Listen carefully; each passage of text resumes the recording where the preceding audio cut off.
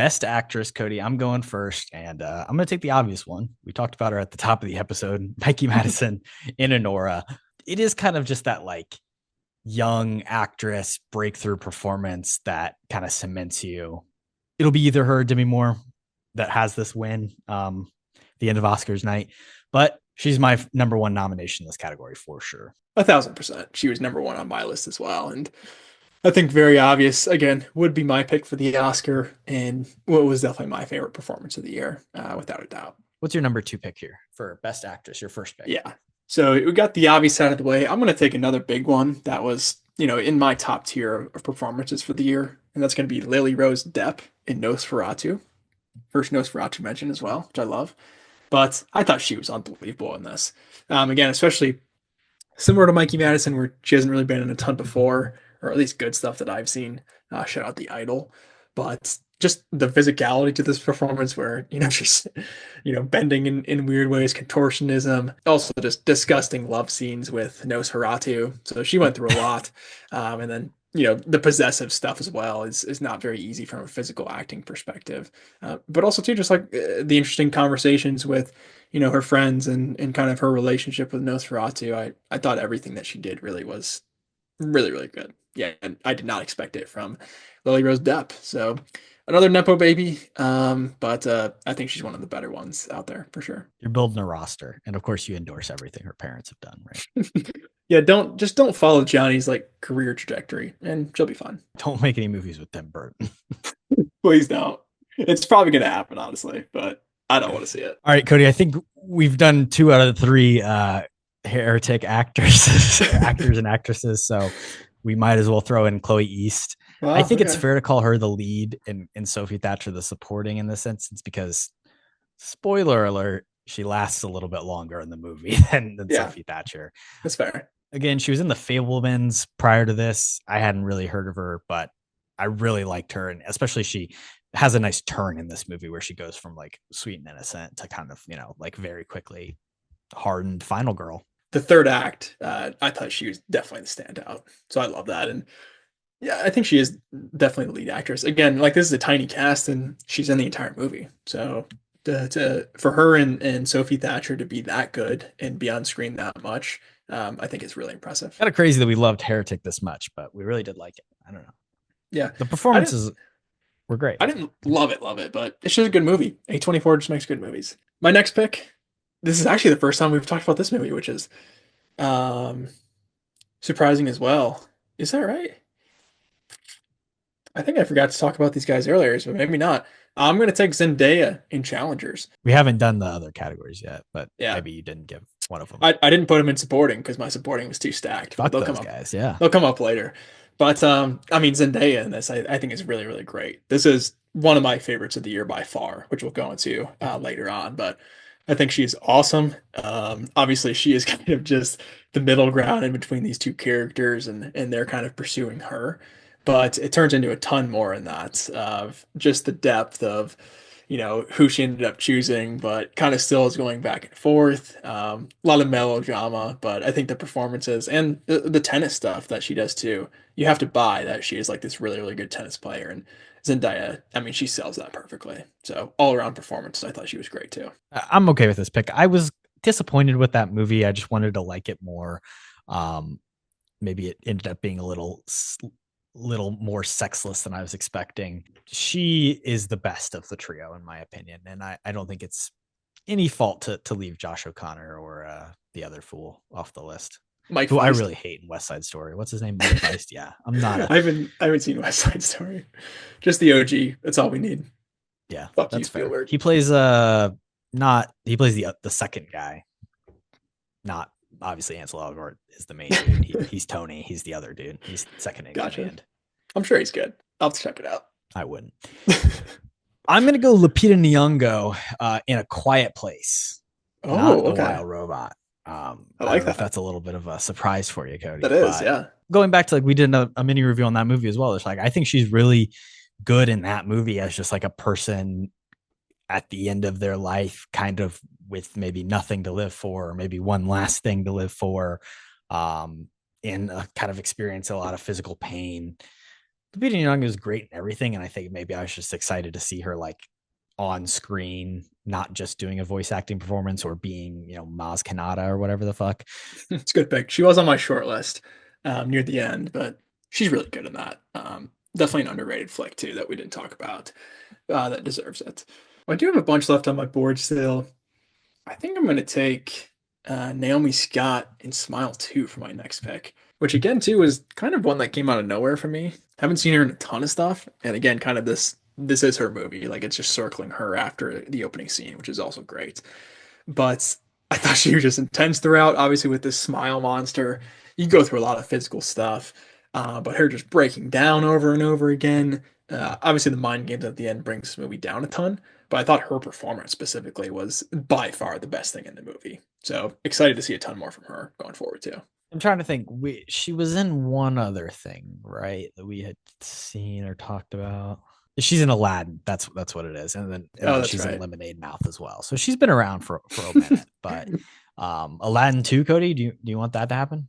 Not really. No, please stop making live action Disney movies, but put it in the animated form and let her be it. It wouldn't be a remake, at least. It would be a new thing. Just remake it back into animated form. Let's just do that, and then she can play Jasmine. But what about Robin Williams? Let Will Smith do it. AI. I'm Okay. just no. My next pick is going to be Marianne Jean Baptiste and Hard Truths, which is a movie that I got to see her do a Q&A afterwards. Saw at the Walter Reed Theater here in New York City. Mike Leigh film about like a woman who's just kind of like the head of her family, very brash, very like judgmental and intense woman who's not afraid to tell you what she's feeling and is in quite literally feeling a lot. Like, she has a lot of pressures that are on her, and it just feels like a very raw and real story about like someone, an immigrant in London who's trying to, have a good life for her family, and they're all kind of being a little bit annoying and not doing exactly what she wants.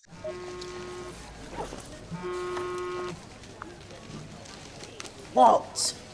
Hello? Who is it? It's your bloody sister. Who do you think it is? What do you want? I'm busy. I'm in the middle of something. Am I seeing you? What? On Sunday at the cemetery. Come in. I don't know. I said I'd confirm. Well, confirm now, innit? I'll confirm when I confirm. I'm not confirming. I'll call you back. Hello? It was the thing I mentioned before where like it's not really a likable character, but she nails it so on the head. And Mike Leigh manages like a sense of specificity to these characters and these cultures and these people in a really interesting way. I've not seen that one, but it sounds like a good performance and just an interesting performance. But yeah, I'll have to put that one on the list. So my fourth pick, I'm going to take Katie O'Brien in Love Lies Bleeding for my fourth pick. Yeah, I think again more of a breakout kind of stuff. She was in Twisters, which is super small role, but for this year, I mean, this performance I thought was awesome. She got absolutely jacked first off to play this bodybuilder. But then as well, just like the emotional stuff, obviously her connection with Kristen Stewart, I thought was really good. It does go off a little bit crazy, but it is centered around her character as well, and kind of the deeper symbolism with kind of the crazy stuff. I think is very interesting. The more that you think about it, and that really all revolves around her performance. So again, an underrated one. Love Lies Bleeding. Again, it wasn't my favorite movie of the year, but another A24 flick that I liked a lot, and she was definitely the linchpin of it. Yeah, definitely a really cool transformation. That movie is very similar to the long unreleased and now I think coming soon Magazine Dreams starring Jonathan Majors. I would take her performance doing that over his, to be entirely honest. And he is good in that movie, but weird guy. Strange stuff there. Yeah. And then we got to represent Indiana always, Kody. Shout out Katie O'Brien there. Come on the pod. Indiana native, movie lover, perfect match. Yeah, Indianapolis, Indiana. I don't know where she went to high school, but hell yeah, Carmel. She's from Carmel, so Well, all right. She was also a cop for Indiana. 7 years in the Carmel Police Department. So. Really? Yeah, that's actually sick. Shout out Katie O'Brien. Did not know that at all. Interesting path to becoming an actress, but Twisters, Love Lies Bleeding. She's around. Couple of bangers this year. Yeah. Keep it going. My final pick is Angelina Jolie. Kind of a Nice. snub at the Oscars, surprisingly. Yeah. Another Netflix movie with Maria. The final, well, I guess we don't know if it's the final, but we're assuming in a trilogy of 20th Century Women by Pablo Larraín with Jackie Kennedy movie and the Kristen Stewart led Spencer, the Princess Diana movie, as well as this one about Maria Callas, the opera singer, starring Angelina Jolie. JFK does make a little bit of a cameo appearance, so be on the lookout for that if you haven't seen that. And also Kody Smith-McPhee, young Nightcrawler himself, little Bronco Billy's friend from Power of the Dog, is also in this movie as a reporter. But Angelina Jolie, I think, is great. This is a fun comeback. She hasn't really been in a lot of movies or anything high profile for a few years, of course. Her husband was abusive and now has a career. If we want to go back to the Jonathan Majors thing, I think there is a little bit of a double standard in Hollywood with the way that we approach certain people. Brad Pitt did the same thing Jonathan Majors did. He's starring in F1. Neither of them are great, but whatever. Some people, one's white, one's black, it's crazy. Brad Pitt was obviously married to her. Angelina Jolie was Angelina Jolie. We don't need to really get into that now, but she's fantastic in this movie. And I think that's the important thing, is that it's cool that she's come back and really dedicated herself to an intense performance. Very troubled person, Maria Callas. I didn't know anything about her. So I was just kind of learning a lot. The film essentially takes place over the last few days of her life, but due to maybe some mental health stuff going on with her, there's kind of a surreality to the movie and a flashback and broken narrative to it, where you kind of get to see different time periods happening. Really fun, supporting maid and butler in her house that she lives in, and just all of her interactions with those two characters are incredible. The singing, I think, was a mix between her singing and some live audio, but again, I don't care as much about that because the performance speaks beyond just the opera shit, which I don't really care about. Yeah, I was surprised to not see her nom too. I think a few of us had picked her for our predictions challenge. I'd love to see Kody Smith-McPhee work. I mean, he spells the name the same as me. Shout out to that guy. But he spelled it Kodi. I thought it was Kody. Well, close enough. Kody with the K. We'll take in Hollywood. So yeah, I don't know.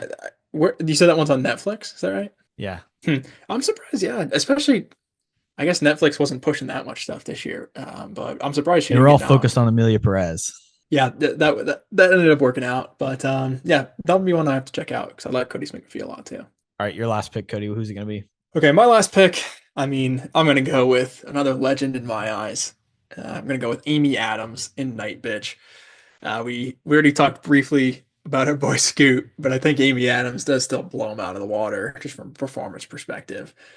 And obviously, too, I mean, this is her performance is going to a lot of stuff, which is motherhood, and all of the crazy crap that goes along with that. That is typically not very fun. But I think that she comes from it just from a a really surreal perspective. I mean, it's also just Amy Adams, so she's going to be amazing in everything. But I mean, it does kind of go a little bit weirder. Where obviously she's acting like a dog some of the movie.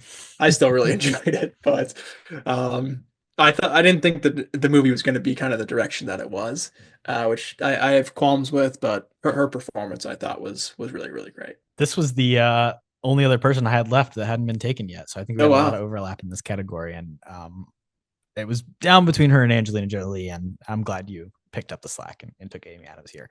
That movie is questionable in a lot of ways. But Amy Adams is going for it 100%.